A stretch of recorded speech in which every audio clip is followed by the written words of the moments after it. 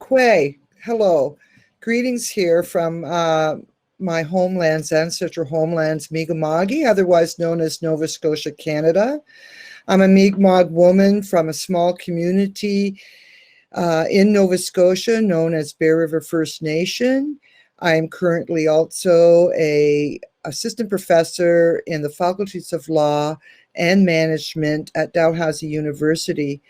I've also worked, though, quite extensively in the past 20 years with Indigenous communities and in different formats, nationally and internationally.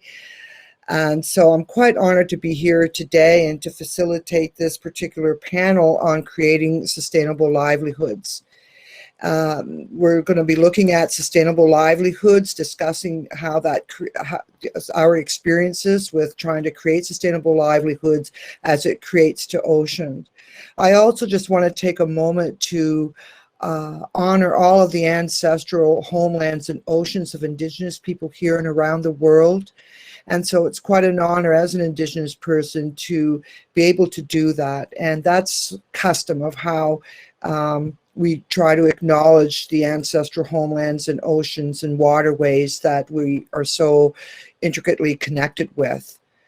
And so with that, I'm going to have the panelists introduce themselves. I'm quite honored. I know two of them. And we're going to begin with Mitchell Lay. And Mitchell, if you want to introduce yourself, can you introduce yourself, briefly explain how the theme relates to the work that you are involved with? Yes, good day to everyone, and echo Sherry's sentiments. Happy Oceans Day, and I'm happy to be here with you. I'm Mitchell Lay from Antigua and Barbuda. I'm a small-scale fisherman, but I'm also involved significantly in fisherfolk organizations, in as much as we seek to promote participation in fisheries governance and to protect and promote the interest of the small-scale fishing communities. I've been fishing for in excess of 30 years, and I've also been deeply involved in fisher organizations from the mid-90s, 1990s, starting initially at the local national level and then progressing to the regional level, and eventually I've actually made it to the global level as well in regards to representing fisherfolk and our interest. We find increasingly in this season that we certainly have a lot more work to do, and some of the challenges are really significant, particularly the issue of communications and getting time to participate, for our livelihoods depend on us.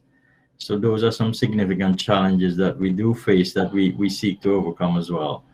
But that's a little bit. I look forward to the discussions, and once again, I'm happy to be here with you today. Thank you, Sherry. Thank you, Mitchell. And Hannah. Hannah's no stranger as well. I've worked with Hannah before at an international level, and so it's quite an honor to be here and see you, Hannah. So Hannah, you want to take a few moments to introduce yourself and the work you do and how it relates to today's theme of creating sustainable livelihoods with the oceans? Aloha, Sherry. Aloha mai kako. Aloha to us all. I'm going to take a little bit of time to give us background, because so often when we think of Hawaii, we think of a resort destination. But I am Hanaki Holani Springer. I am a native Hawaiian. I live in the same ahupua'a, which is a traditional subdivision of land that my ancestors lived in at the time of Captain Cook's arrival to Hawaii in 1778. Through the generations, we have not moved more than 10 miles away from our home base. We may leave for occupational or educational pursuits, but we always return home. We're born here and we come home finally. This is important because we have been stable on this land, seeing island chiefs rise and fall, an island nation born and die before its time. We've seen political parties wax and wane, elected and appointed officials come and go, but we remain. We remain because we know and love our land like we know and love no others. And our prayer is that all of us will come to know and love their lands and the seas of them in that same way. We remain because we know how to live within our means upon our homelands in contentment and with satisfaction. We remain because we aloha keakua, God, we aloha aina, the land, and we aloha ike kahi, from one to the other. We know that our marine and terrestrial resources and biodiversity are bound sweetly by the waters that fall from heaven and percolate through the forest and travel in subterranean streams to feed the ground-dependent fish ponds, estuaries, and the fisheries beyond that. We are all part of the cash economy, but healthy, nearshore waters and fisheries allow us the freedom from store-bought processed foods. We hui up. These are our strategies. We hui up, gather in local family networks, regional networks of family networks, and globally in networks of networks. Every chance that we have to aloha ike kahi, and to share the histories and techniques and hopes, every chance we get. And that's why I'm here today. Aloha nui kākou. Thank you, Sherry. Dr. Carl Carter, if you could take a few moments to introduce yourself and the work that you do in relation to today's topic. Great, thanks, Sherry. Well, it's lovely to hear those introductions from the other speakers. I should say Shemai. I'm in Wales at the moment. My name's Carl Cater. I'm a tourism academic, really. My first kind of encounters, I suppose, with livelihoods and marine conservation was with a wonderful organisation that operated out of the UK called Coral Key Conservation back in the 1990s. And we used to, they used to run great operations going out to provide baseline surveys in some of the beautiful coral reefs around the world. And that sort of ignited my sort of passion for marine conservation, but also then the opportunities, I guess, that tourism as one livelihood offers the communities, host communities around the world. So really since then I've been working in Australia and the UK and various destinations to develop tourism and researching in the area, and that I guess culminated in last decade, about 10 years ago, publishing this book, Marine Ecotourism, and it's nice to hear this discussion about intergenerational understandings, because I actually worked on that project with my mum, who's also similarly passionate about the kind of issues and the opportunities that marine ecotourism can offer livelihoods to coastal destinations. So and the subtitle of that book, we called it Marine Ecotourism, but the subtitle was Between the Devil and the Deep Blue Sea, because I think what we often find in coastal communities that develop ecotourism is, there are wonderful opportunities that come out of it, but there's also many cases where there can be negative impacts, and we quite often find this real balancing act, and I'm sure that some of that discussion will come up today. Thank you, Carl. So I'm going to begin with a few questions, and hopefully we'll all have the opportunity to answer them. And I do know of some of the work with small scale fisheries, as Mitch well knows, that we struggled for 7 years, I believe, to achieve the international guidelines on small scale fisheries from the small scale fisheries perspective. And of course, I've worked with Hannah and those challenges in terms of how do we not just integrate Indigenous knowledge, but how do we acknowledge that knowledge in a transformative way as opposed to just integrating it. And so these are some of the challenges that I know that we have faced, and particularly with our oceans and waterways. And so the first question is, like, what are some of the challenges? What are some of the challenges do you feel in your work as it pertains to your work for achieving sustainable livelihoods? Maybe we could go ahead, Hannah. I need to speak out regarding over-tourism. During the time that we were in rest because of the COVID, the nearshore fisheries that people use to supplement their store-bought food experienced a remarkable benefit from that rest. The fish were coming in closer to the resource fish were coming in closer to shore than they usually do. People were able to find parking spaces at their favorite fishing locations. So mine is just a cautionary tale. In Hawaii, we don't have a seasonal break from the onslaught of people that you might in the more northern latitudes. Thank you. Yes, Sherry, can I jump in here? Sure. So I see quite a few significant challenges to sustainable livelihoods in the context of small-scale fisheries.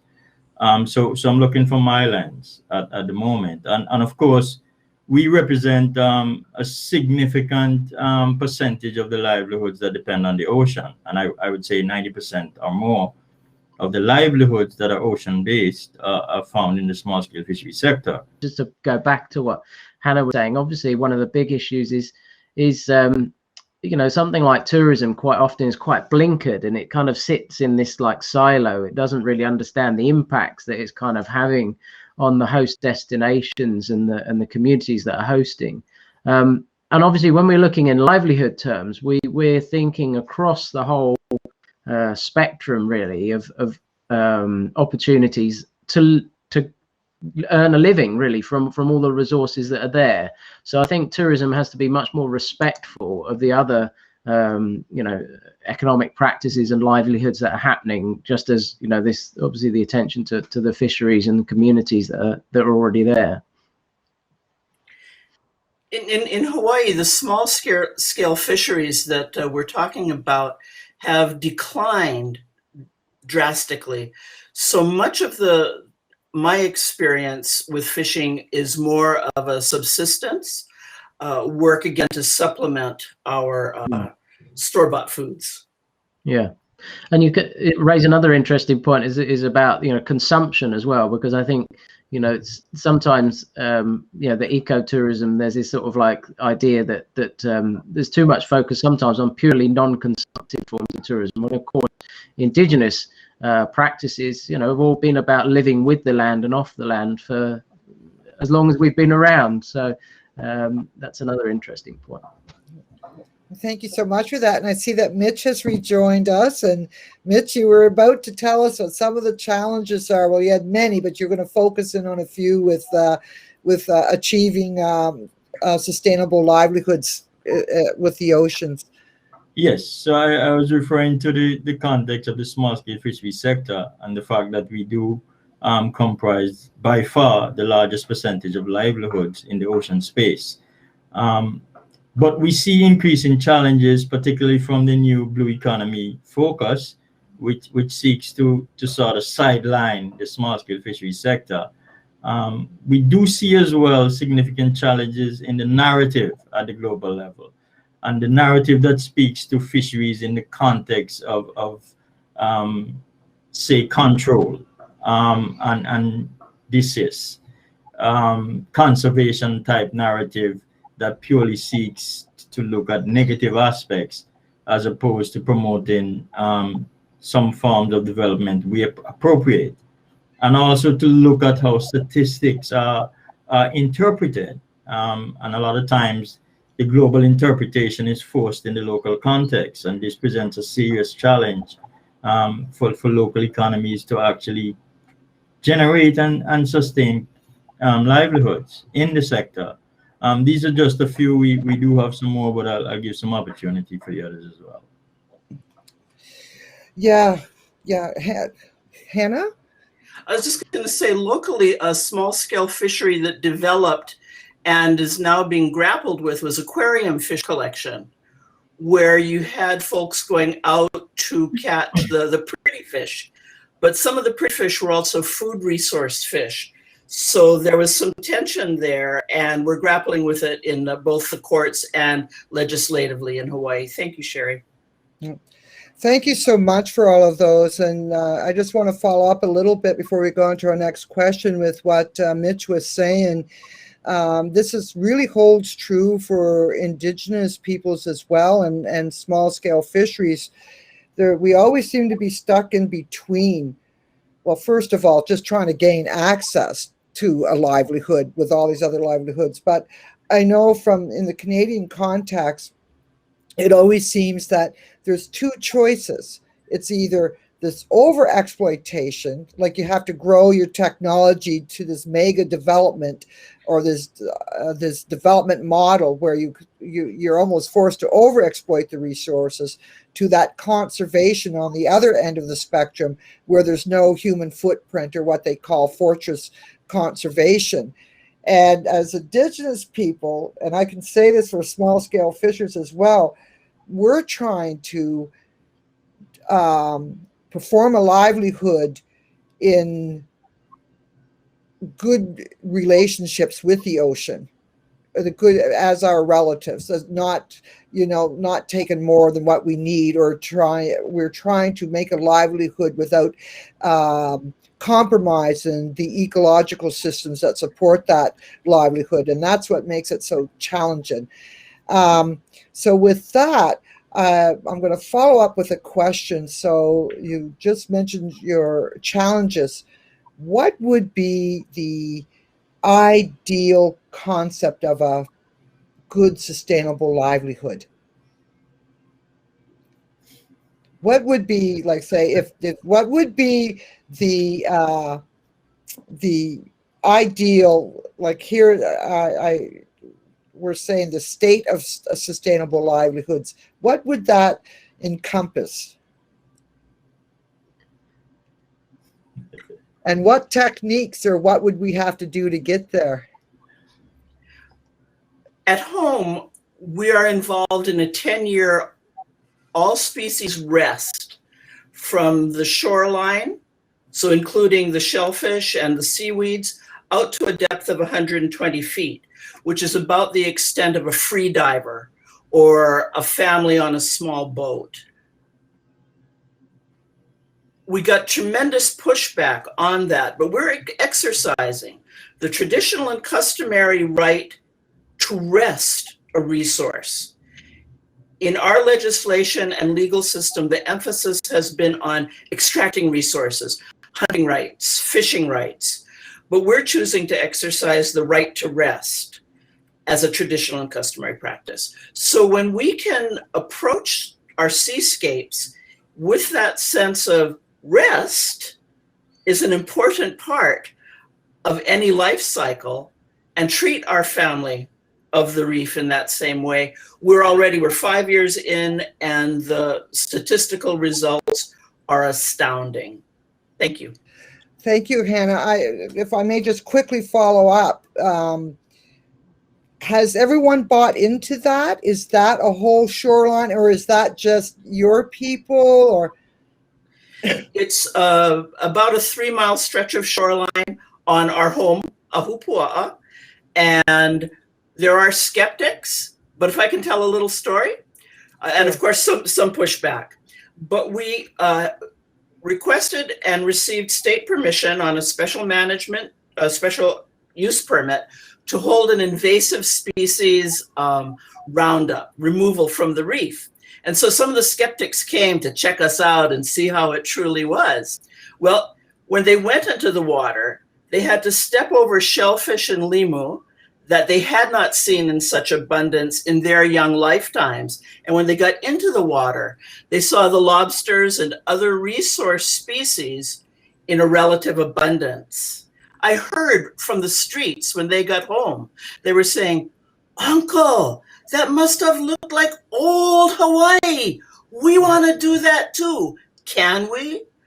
So that leading by example, if we are diligent and clear with our intention and have aloha, we can make headway even among the skeptics. And then there are the anti-regulatory types that are just going to be against sorts of measures anyway. Thank you. Thank you so much. Right.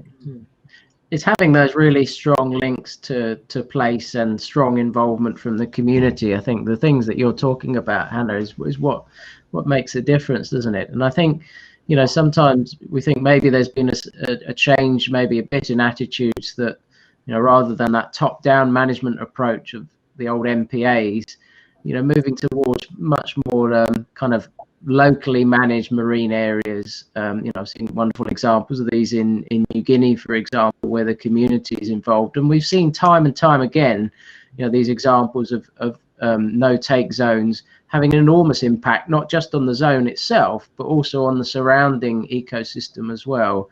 And having those long time scales as well, I think that you're talking about, which is always the challenge when it comes to politics, because politicians are in for the short game, you know, but we're talking about, you know, time scales that go on, you know, for millennia. So we need to be able to engage with that, and also to be able to adapt to change as well. And, you know, we know that there's a lot of change happening in our oceans, and being able to have communities and places that can adapt, I think, is key. Mitch? Is Mitch frozen, or is he thinking? I think poor Mitch is frozen again, so we'll just carry on and hopefully he'll come back. So go ahead, Hannah. One of the elements of our conservation action plan includes restoring the ono. The ono in Hawaiian is the flavor. What we found over time is that many of the young people have lost the taste for the nearshore reef fish. Even in Hawaii, when you talk about having fish for dinner, you might be talking about a commercially caught pelagic species. But we look forward to sharing the same flavors that our ancestors had with the children that are coming after us. Thanks. So Mitch? Yes, if I were to say, let us look at a type. Oh, unfortunately, I think Mitch's connection is bad, and hopefully we'll get him back. I'd love to know what he thinks about the different flavors of fish. He must be an expert. and we'll pick up with that. I think, Hannah, you know, I know we have only so much time, but I think Hannah's already touched on this, you know, as what is a good strategy. And even Carl, you focused on the, you know, the intergenerational nature of being able to have access, which is just so important for, you know, indigenous people, but particularly for humanity and for those species, to ensure that they're there for future generations. And Hannah, you spoke to a strategy, because I was going to ask you about strategies, and to be able to, even in that small space with just your own people, to be brave enough and say, you know what, we have to shut this down. And I'm quite sure all our water relatives knew where the safe place was to go, and that's why you have this abundance of fishes and so forth. And I think that's just so brave, and being able to, you know, that's how I was raised, that you don't over exploit. And, you know, if it gets to a dangerous things, well, what are we going to do best? So I've heard that strategy, and I see Mitch moving, so I know he's not frozen. And so, Mitch, if you want to jump in on this.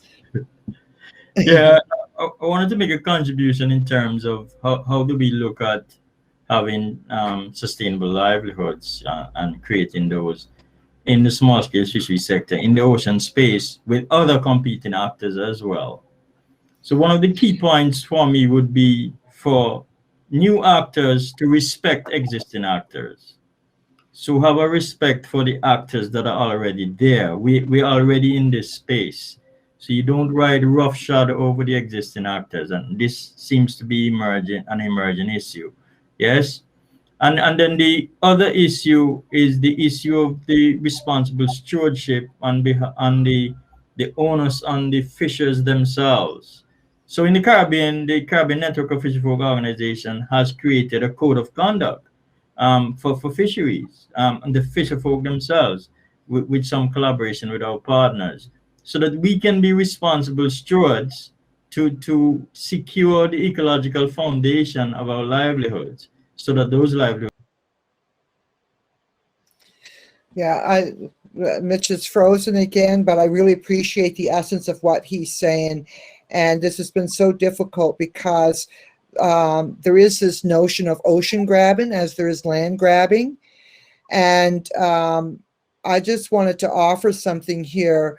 I spoke to with Elder Dr. Albert Marshall, who's well known in Mi'kma'ki for his concept of two-eyed seeing, of trying to bring the best of worlds together and so forth. And he's big on having inherent responsibilities. That's really, and Hannah can relate to this, that's really ingrained in our language, and that we have these responsibilities not to compromise the integrity of the ecosystems that provide us with these gifts. And I think that's just really so important. And when I was speaking with him last, I was about to talk about in regards to in another format on oceans, and he says, you know, Sherry, that's so important. He said that's our last source of survival. And I said, well, Elder Albert, what makes you think that the oceans is our last source of survival? And he said, because he said our forests are all but near destroyed. And I've been thinking about that and thinking about this, and particularly in this era of the blue economy. And we've known about this for some time, this blue economy, but it's being portrayed as being the last frontier for economic development. And for us, we're thinking about, well, we've been struggling to have access to compete with these huge mega destructive technologies, and how can you economize what's left of the ocean, and who is that going to displace? So it's a little bit of fear there. So I want to turn things around because we only have a few moments left, and I want to turn things around here. So, you know, and Hannah sort of hinted at these and so forth, but I have a couple of questions here. What extent do you think your efforts can serve as an example for other communities regionally and globally? Hannah? Thanks. When it's time to go to the beach, we go to the beach. When it's time to go to court, we go to court. There was an Army Corps, a United States, a federal Army Corps of Engineers permit for near shore modification that we were able to weigh in on. For the first time, we argued that a certain fish hole, a certain seaweed bed, and certain shellfish nests had to be analyzed using National Historic Preservation Act criteria, in addition to being assessed for their biological presence and condition. This was a first. It turned out that these biological communities did not rise to being protected by the National Historic Preservation Act, but the precedent was made that the act could be used to assess biology. So it added another tool to our kit. We're always looking for ways to enhance the relationship that we have with our family in the sea. And again, go to the beach, go to the court, go to the halls of the legislature, do it at the county, state, and federal level, and among friends. Aloha ike kahi. Thanks. And Carl, you work with tourism. What would be your example that you think that could be carried regionally and globally? Well, I think that's fascinating that you've hit on this, you know, because it keeps coming up, this intersection between the global and the local. You know, we're talking about, you know, communities that are working at obviously a very local level, but they're in a space where you know, global trends and things are just working all the time, and sometimes can be used actually for positive outcomes. So it's kind of getting that balance between the two. And I think, you know, what's clear, I suppose, in my work is, you know, is getting partnerships is the key, and those partnerships that work across scales, and that's not easy. It's something that often only happens over long periods of time. But it was wonderful in the introduction hearing that we're an international family here, I suppose, working in this space, and that we can share, I suppose, our experiences and examples of what works locally, and see whether there's lessons that can be applied internationally. And I suppose one of the biggest things that I've used again and again is making sure that communities are kind of aware in a livelihood sense of the assets that they've actually got. So hearing some of those stories about the different species and wildlife that Hannah has identified, well, that really is identifying the assets that a community has. So using things like the sustainable livelihoods approach, which breaks it down really, at a minutiae level to see what a community has and how it can protect those assets, but also use things like tourism and other industries then to enhance and augment those assets. So we're actually improving our communities and our places and our ecosystems in which we're based. Thank you so much for that. And I was going to pass it on to Mitch, but I don't think he's with us. I'm here, Sherry. Are you here? Are you here, Mitch? Okay. Well, Mitch, when you were talking about, some of the, or what an ideal sustainability or sustainable livelihoods would look at, and you were talking about the dispossession or the lack of respect for the users that are already there.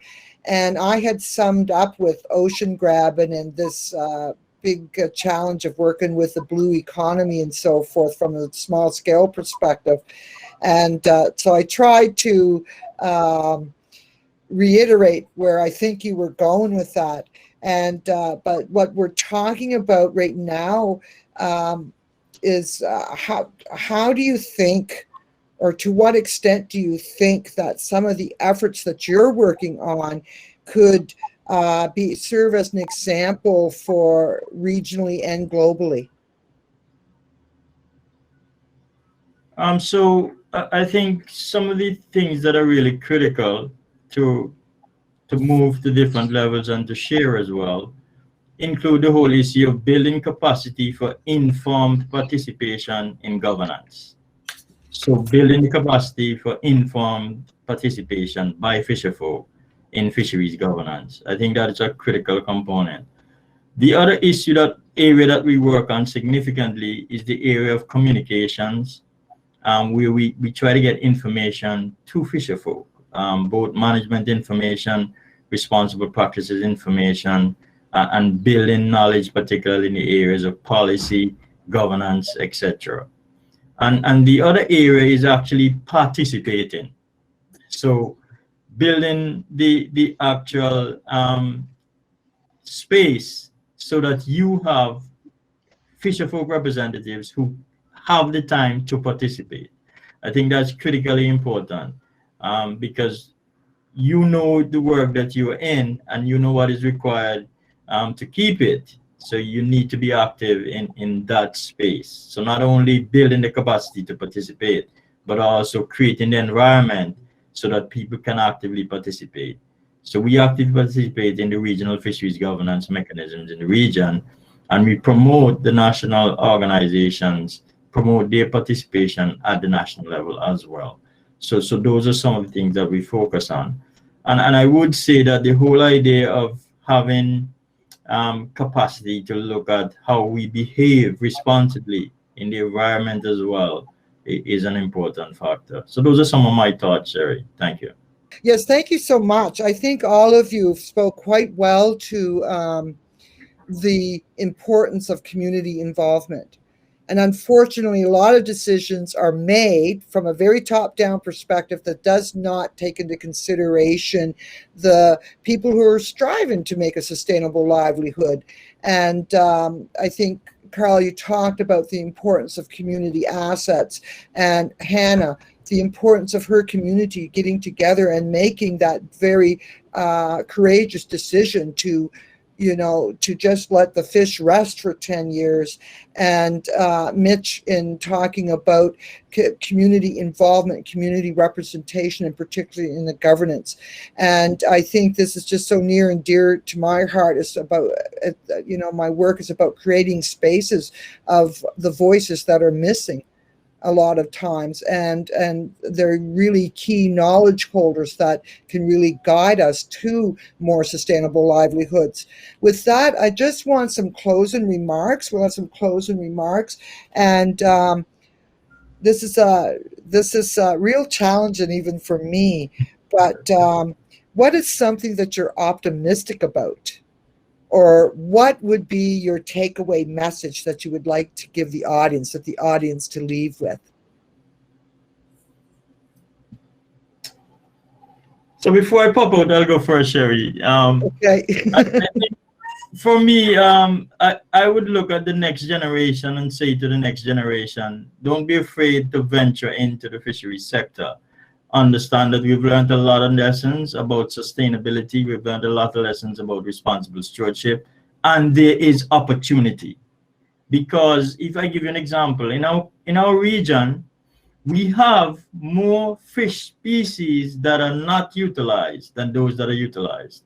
So when I say there's opportunity, there is opportunity, but it's just that the narrative stifles us. So I want to say to the next generation, let's see if we can take a responsible approach to satisfying the issue of providing our people with safe and nutritious food, while at the same time sustaining livelihoods from the ocean. Thank you. Thank you, Mitch. Hannah, Carl? Carl, you want to go? I think it would be, you know, I'm optimistic about our understandings. You know, it's just exemplar, you know, even of this event, that actually, you know, we're much more aware of what's going on, and trends like the initiatives, I suppose, in ocean literacy and the principles of ocean literacy in our communities. And the way that actually, yeah, tourists, despite their problems that Hannah, you really definitely pointed out there, that, you know, over tourism is a big problem, and let's hope that this year, past 18 months, has given us a pause to reflect. But having said that, tourism is one of the main interfaces for many of our communities and our citizens to understand the issues that our oceans are facing. So I suppose latching on to that real level of interest, and also engaging, you know, wonderful engagement with Indigenous knowledge now, and helping people on the planet understand how important our oceans are. You know, I think that we're at a time, hopefully, where this is on the agenda. So that's what I'm optimistic about, is that the knowledge is getting much better, and hopefully we can solve it in this interdisciplinary way together. And, you know, it's great to see this day has got so many people from so many different backgrounds. You've got artists and activists and academics and people working at the coalface. So it's all, those are the things that keep me optimistic. Okay, thank you. Hannah? Kia ora. I'm optimistic because my hoa aloha on Hokulea on their worldwide voyage left a wide wake for me to follow to World Oceans Day. I'm optimistic because Native sensibility, including aloha, has global relevancy. And aloha nui ka ko. Aloha nui to you all. From Hawaii nei. Thank you so much. Well, thank you so much for sharing your experiences, your strategies for moving forward.